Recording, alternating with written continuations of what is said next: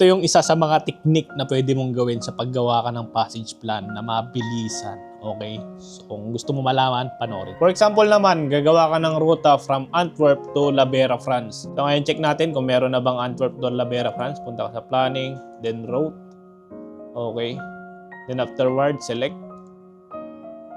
Then, check natin dito. Antwerp to Labera kung meron na ba. So, wala pa tayong Antwerp to Labera dito. So, ngayon, gagawa tayo ng papuntang Antwerp to Labera using this route bank. Click ka lang ng new. Okay? Then, ayun. Dalawang waypoint. Click tayo.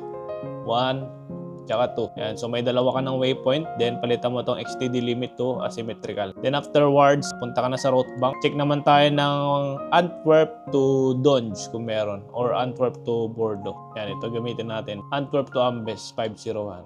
Yan. So, ngayon, check natin yung ruta naman galing dun sa loob ng Antwerp. So, nandito siya. No? So, si Tank.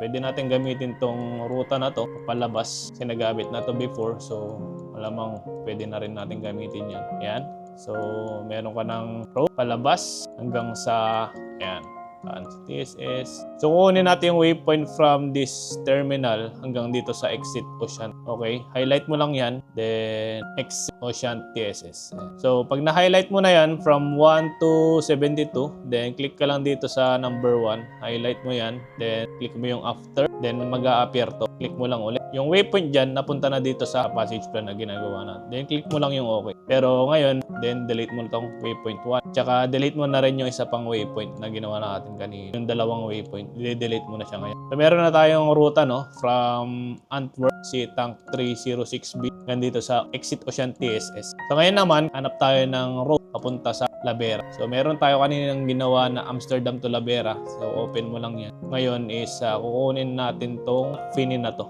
Okay? So, hanapin na Affini dito. Highlight mo yan. Then, highlight mo ulit yung pinaka-bababa. Then, afterwards, highlight mo to sa pinaka-last na waypoint, yung kanina. Then, click mo yung after. Then, mag-a-appear to. Then, click mo lang ulit yan. So, click OK. So, yun. Boom.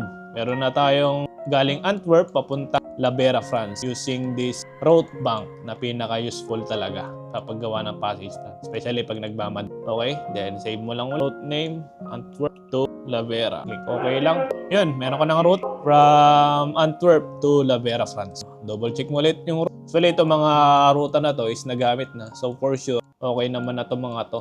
Madalas na check na. Pero sa paggawa ng passage plan, siyempre, double check mo pa rin lagi. Kasi may mga nababago dyan, may mga nag-update na chart. So, pero ito, mabilis ang paggawa ng passage plan lang. No? Lalo na kung may mga biyahin na kayo papunta doon. Dugtong-dugtong. Kumaga parang recycle na sinasabi nila. The more na ginagawa nyo itong route bank, pa-practice nyo is, ayun, mas madali na lang kayo makakagawa ng passage plan. So, yun, ganun lang.